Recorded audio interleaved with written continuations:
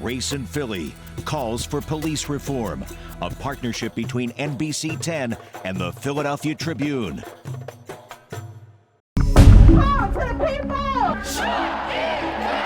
Calls for change. Who matters? What do we want? Justice! Fundamentally, it is about reducing the police budget. All in the name of George Floyd, Breonna Taylor, and many others. I said, well, why did you cuff me? He said, we don't have to tell you that. From questionable policing techniques to hiring practices to funding, advocates say now is the time for action. Thank you for joining us for Race in Philly, NBC10's special series of shows focusing on racial inequity in our area. I'm Jacqueline London. And I'm Jim Rosenfield. Since the initial unrest in late May and early June, we've been looking at the protesters' demands for police reforms. The reforms they believe will help fix years of racial bias in Philly PD. We start with where police officers can live. NBC10 investigative reporter Claudia Vargas breaks down the new residency requirement. Sandra Webb lives in the city's Hunting Park neighborhood. It has one of the highest violent crime rates in the city. Homicides, robberies, and assaults are commonplace. So is drug dealing, she says. How are y'all just hanging out on the corner? She thinks that if police would engage with the youth in a positive way, maybe the neighborhood would improve. I understand they don't have jobs. But if the police will come out and talk to them, give them some advice of what you can do besides hang on the corners, I think that would help. Based on city payroll records, hardly any police officers live in that area, and those that patrol do so from a car.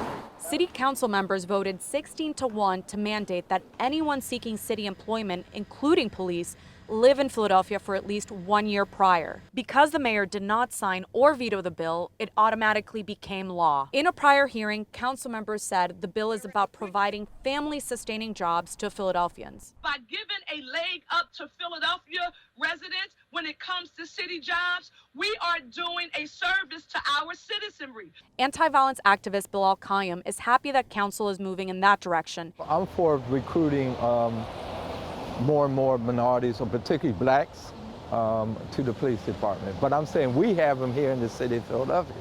You know, Philadelphia is 46% of the population is African American. The police department was recruiting candidates from anywhere in the country. If hired, officers, like other civil service city employees, had 6 months to move into the city.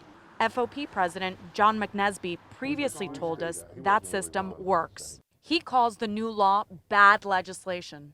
Be able to move outside. We were doing really well at African American colleges, universities, the military. He says limiting police jobs to just city residents will negatively impact recruitment, especially of minority candidates. They're just throwing things at the wall because they want to get their name on something. The NBC10 investigators reviewed the demographics of the most recent graduating class of new police officers. Just over half of the 57 recruits were from Philadelphia. Several were from the suburbs, and some came as far as Florida and Chicago. Of that class, 69% are white, 18% are black, and 12% are Hispanic. Robert Kane, head of Drexel's criminology department, says there isn't research to show the effects of restricting recruitment to city limits. I think what they're going to find is it's going to limit their applicant pool to a huge extent. In a letter to City Council, Mayor Kenny says he agrees the city has to look at residency requirements as part of police reform, but he says this law goes too far. The mayor writes in part to sweep up all civil service positions, including non-police, in this push is an overly broad and irresponsible approach. It is also wholly unnecessary. It is unclear when the city will begin enforcing the new residency requirement. Back and forth. Back in Hunting Park, Sandra Webb thinks recruiting from within the city is a good thing, but believes there needs to be more social interaction between residents and officers before that can happen. If we had the police officers, you know, mingling with the neighborhoods and everything, maybe that would encourage some of the younger ones to want to join the police force. But now, I don't think so. We turn our attention to a controversial police tactic. It took a lawsuit to see what Philly PD was doing with stop and frisk. In 2011, the ACLU of Pennsylvania settled with the city of Philadelphia, and the result is police have to collect and share stop and frisk data. And 9 years later, stop and frisk continues. NBC10 reporter Aaron Baskerville explains why.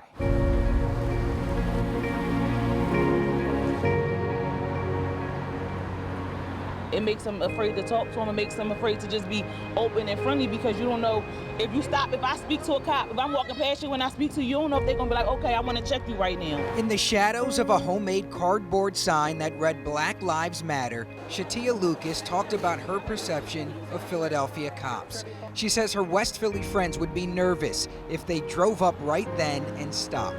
If cops run up, usually people running.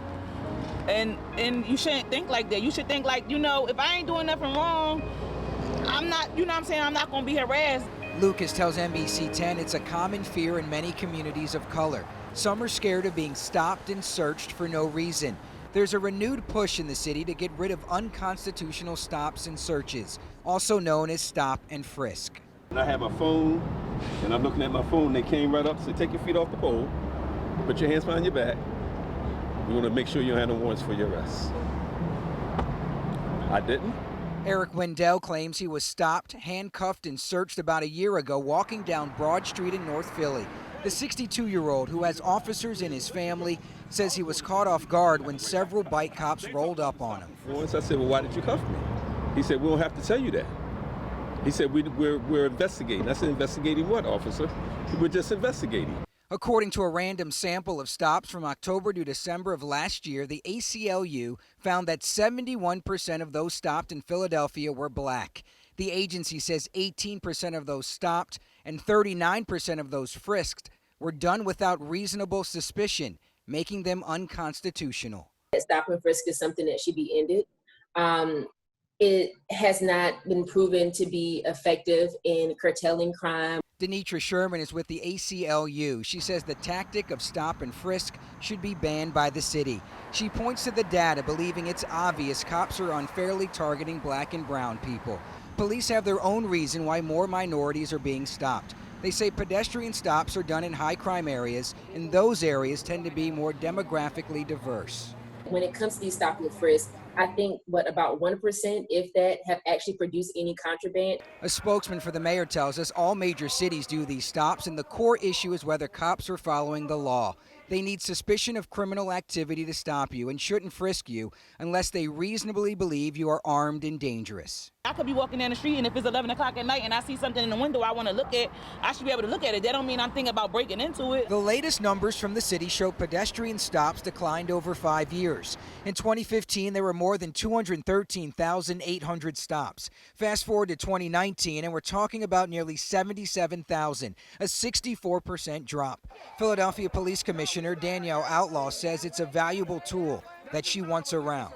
I don't want to take away, especially since we're experiencing a lot of things that we're seeing here, but we have to make sure that we're on our P's and Q's. The city gave us this statement saying, quote, the mayor's position has not wavered since the start of this administration. He remains fully committed to eliminating unconstitutional stops, and we are clearly heading in the right direction. No big city had ever given their residents, the people of the city, the opportunity to voice their concerns about this highly controversial policing tool. Councilwoman Sherelle Parker fought to get this issue on the November ballot. She wants the people of Philadelphia to send a clear message about how they feel about stop and frisk. Should the fact that these men are black be just cause for them to be stopped by law enforcement? We walked around sections of her district in Mount Airy as she explained why this is going up for a vote. When the people speak, we will then have had the residents of the city of Philadelphia call for the elimination of unconstitutional stop and frisk. We will have had legally the barely consent decree to say Philadelphia needs to eliminate this practice. Police have extensively updated their technology, added accountability measures, and boosted training at all levels to cut down on unconstitutional stops. A lot of it is getting to know officers for who they are, they seeing the human behind the badge, understanding our intentions, understanding the why when we're here, but it's also ensuring that they see that we hold ourselves accountable when we know we've messed up. In the neighborhoods, people tell us they need to feel a tighter bond with police. Only then, they say, will they be able to trust again. So what if police cross the line? You might not know this, but there's a legal term called qualified immunity that shields them from lawsuits. I recently spoke with the Philadelphia Tribune managing editor Irv Randolph about calls to take down that protection. What does that term mean exactly, qualified immunity? Qualified immunity is a legal doctrine that protects government officials and police officers from civil lawsuits. It was created so that government officials and police can go about doing their job without worrying about being mired in lawsuits. So qualified immunity protects cops even when it's determined that rights were indeed violated? Yes, well, if you could prove that a constitutional right was violated, you are able to file a lawsuit, but the bar is raised so high, that's something that is rarely ever makes it. So the underqualified immunity, police are, for the most part, protected from civil lawsuits. So therefore, there's no accountability. Can qualified immunity be abolished? And if so, what would it take? Of course, in Congress, there are bills to end qualified immunity. That so far have not gotten enough traction to actually pass. This summer, there were two major police reform packages of legislation. The Democrats they passed legislation in the House that did not go forward in the Senate, and the Republicans also put forth a bill. The Republican bill did not talk about ending qualified immunity. It had a number of other police reforms in it, training and banning chokeholds, but the Democratic bill does end qualified immunity. It also can be overturned. That's something that also can be done in the courts. So far, the courts have not moved to do that. The Supreme Court's premise is that government officials would do their jobs less effectively if there were a threat of a lawsuit. Good policing and reform go together in also solving crimes, because you have to have the buy-in of the community to help cooperate with the police. Irv Randolph from the Philadelphia Tribune says there's a misconception that reform advocates are anti-police. He says they're not.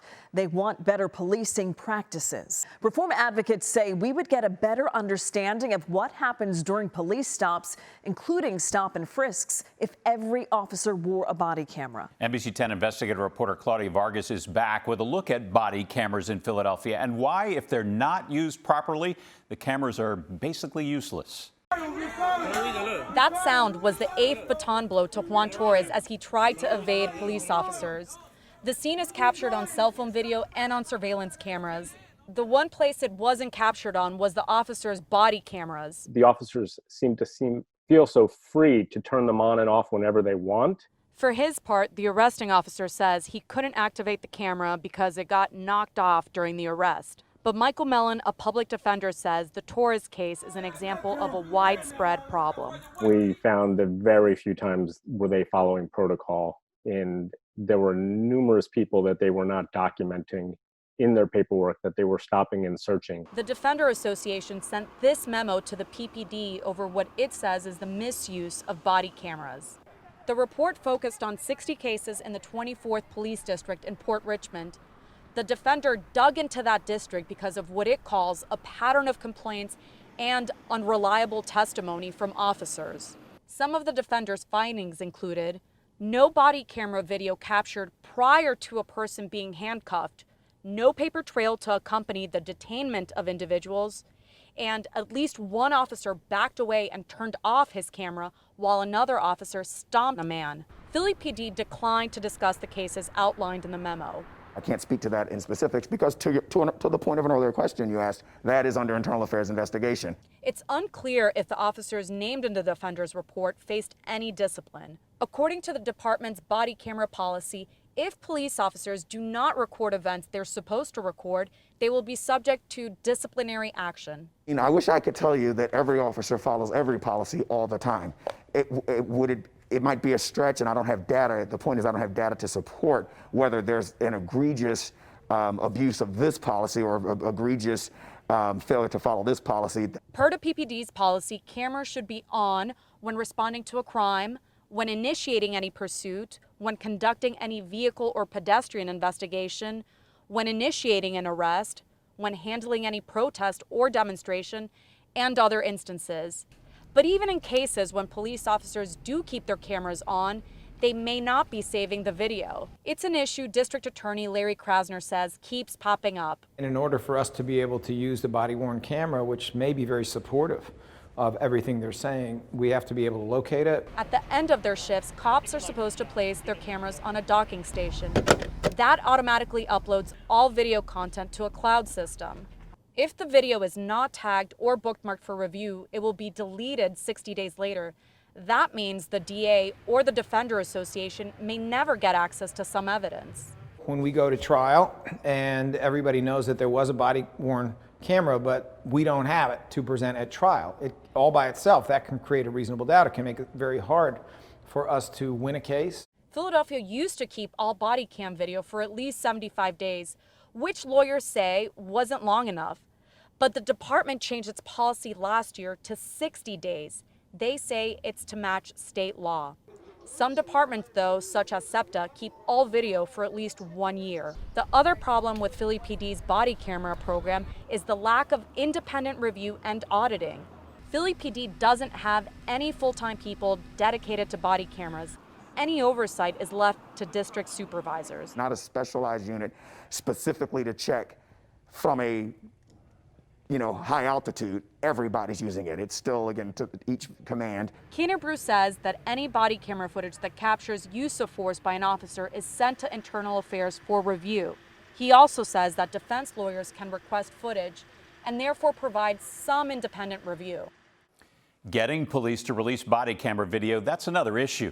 Philadelphia's Police Advisory Commission tells us it has trouble getting access to the video. The public can request the release of recordings by using a state form, but authorities rarely grant that release. More body cameras and training cost money, as do other police reforms. Yet there are calls to defund the police. What that means depends on who you talk to. Our Harry Hairston looks for a definition.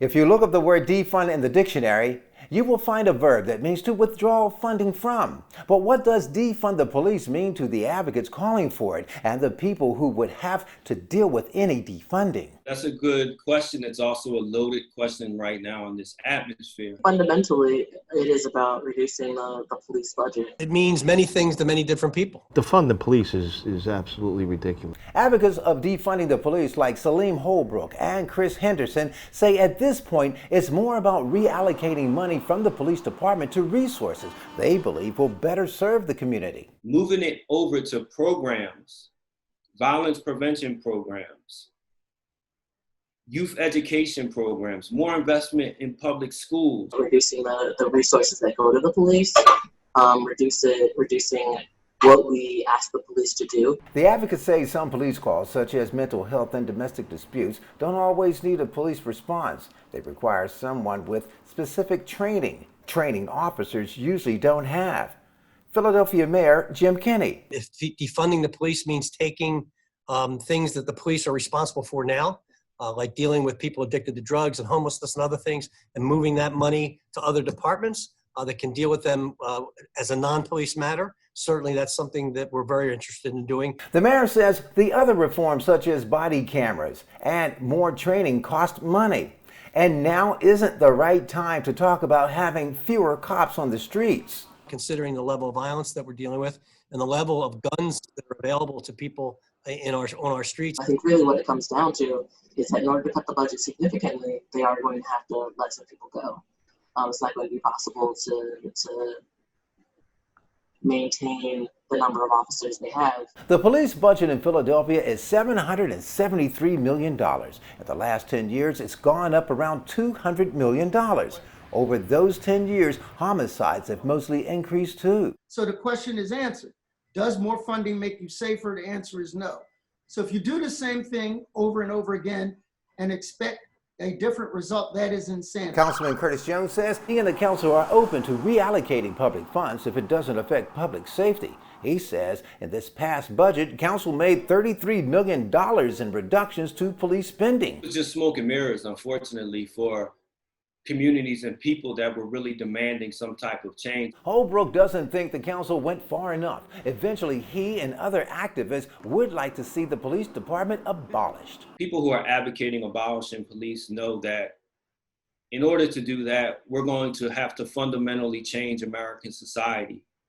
And that's something that we are interested in doing. If defund the police means eliminating a police department, having no police on the streets, that's not going to happen in Philadelphia. Abolish the police department is absurd. It's just, that's all I can say. Police Union President John McNesby tells us all the talk of defunding or abolishing the police has hurt officer morale. These cops are out there doing the job, and they're making sure that people are safe and the community's safe, and they want to feel safe going to work. McNesby says protesters should sit down with city officials and have a dialogue instead of marching. They want to run around and do things around the city and cause havoc and you know, shut down 676 and everything else. So they're misinformed, they're uneducated. He believes with the high homicide and shooting numbers, this is no time to defund police. But there's a group of people out there that are committing a lot of crime. They need to be arrested, they need to be put in jail, they need to stay there. With that, you need boots on the ground. I think the Philadelphia Police Department plays an important role as a partner in keeping my auntie safe. Councilperson Jones is all for looking towards other professionals to answer some calls that now go to the police, but not if there is a drop-off in public safety. When the homicide rate is going up as it is, I want to add an ounce of prevention, but I'm not throwing out the cure. But Jones says there might come a time when fewer officers are needed. If you have more people that are doing mental health and responding to those kinds of related calls, yeah, that's a possibility. Philadelphia Police Commissioner Outlaw believes there are certain duties that can be moved from the police department to other entities, and that those entities should also be funded. In a statement, Commissioner Outlaw tells NBC10, I'm against any decrease in funding that would result in a reduction of our staffing levels and the equipment necessary to discharge our core duties. This conversation will continue, and we'll be following it. You can go to NBC10.com/Race101 to watch this entire show and find more stories and information about racial inequity and the push for change. Thank you for joining us for Race in Philly, Calls for Police Reform.